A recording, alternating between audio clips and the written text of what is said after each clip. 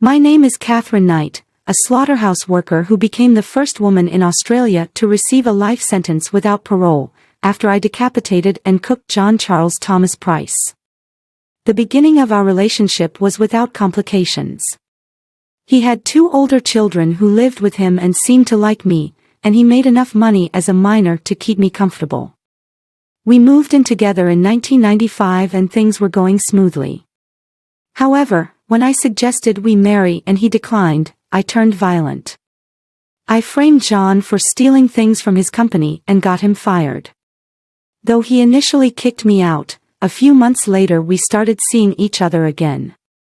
However, this time, he refused to let me move back in. People say my violence began to escalate. In February of 2000, an argument between us culminated with me attempting to stab him in the chest. He took out a restraining order against me in an attempt to keep his children safe. Toward the end of the month, John Price let on that he was concerned for his safety and told his co-workers that if he ever went missing, it was because I killed him. He was right to be afraid. On February 29, 2000, John came home from work and followed his usual routine of checking in with the neighbors, before going to bed at 11 p.m. I came home shortly after, made myself dinner, watched TV, showered, and then went upstairs. I woke John, we had sex, and he went back to bed. Then, I took a butcher knife from next to my bed, where I had always kept them, and stabbed John 37 times. John's co-workers heeded his warning the next morning and called the police after he didn't show up for his shift. The police arrived to find my gruesome crime scene. According to the blood evidence, he awoke and tried to turn the light on before attempting to escape while I chased him through the house. He managed to open the front door and get outside, but he either stumbled back inside or was dragged back into the hallway, where he finally died after bleeding out.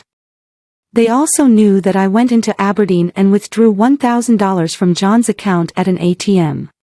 His autopsy revealed that he had been stabbed at least 37 times, in both the front and back of his body, with many of the wounds extending into vital organs. Several hours after John had died, I skinned him and hung the skin from a meat hook on the architrave of a door to the lounge room. I then decapitated him and cooked parts of his body, serving up the meat with baked potato, carrot, pumpkin, beetroot, zucchini, cabbage, yellow squash and gravy in 2 settings at the dinner table, along with notes beside each plate, each having the names of John's children on it. I was preparing to serve his body parts to his children. John's head was found in a pot with vegetables.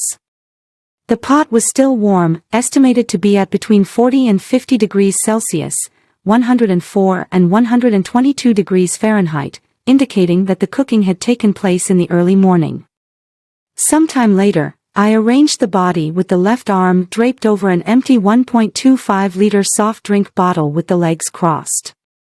This was claimed in court to be an act of defilement demonstrating my contempt for John. There's a handwritten note on top of a photograph of John. Blood-stained and covered with small pieces of flesh, it read, "Time got you back, Johathan, for raping my daughter. You to Beck for Ross, for little John. Now play with little John's dick, John Price." The accusations in the note were found to be groundless.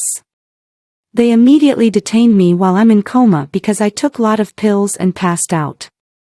Once I woke up, I told them I had no memory of the night before. Memory deleted, I am innocent. That's what Catherine said, she's innocent. Despite her claims that she had no recollection of the night John Charles Thomas Price died, Catherine Knight was quickly charged with his murder. In October of 2001, her trial commenced, but it didn't get very far.